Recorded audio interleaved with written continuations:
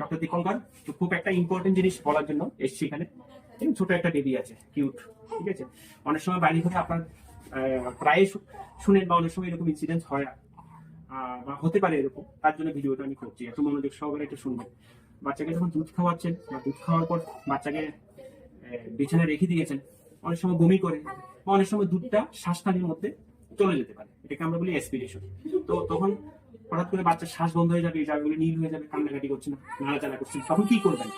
Immediately তো আর hospital নিতে পারবেন না। তখন কিছু জিনিস আপনারা ফলো করবেন। এরকম হলে সাথে সাথে বাচ্চাকে এইভাবে করবেন, এইভাবে করে এই যে কাঠটা আছে, কাঠটার মধ্যে এরকম আস্তে আস্তে, ঠিক আছে, জোরে জোরে না, আস্তে আস্তে, ঠিক আছে, আস্তে আস্তে 4 থেকে 5টা দেবেন। দেওয়ার পর দেখবেন বাচ্চা কান্নাকাটি করছে কিনা। যদি দেখেন যে বাচ্চা কান্নাকাটি করছে, হাত পায়ে ধরে নাড়ছে, তার মানে ঠিক আছে। তারপরেও হলো না, বাচ্চাকে এইভাবে রাখবেন, রেখে জাস্ট এভাবে রেখে বুকের মধ্যে এরকম করে 1 2 3 4 আস্তে আস্তে 5 এরকম করে 4 থেকে 5 বার দেবেন, ঠিক আছে।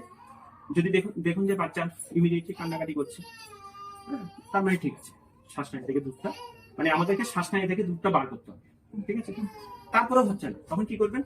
লাস্ট বাচ্চাকে আবার সেই আগের মতন এইভাবে হাতের উপরে রাখবেন, এরকম হাতের উপরে রেখে মুখটাকে এইভাবে ধরে, ঠিক আছে, এইরকম করে আবার করতে 1 2 3 4 বা আবার এরকম করে 4 থেকে 5 বার।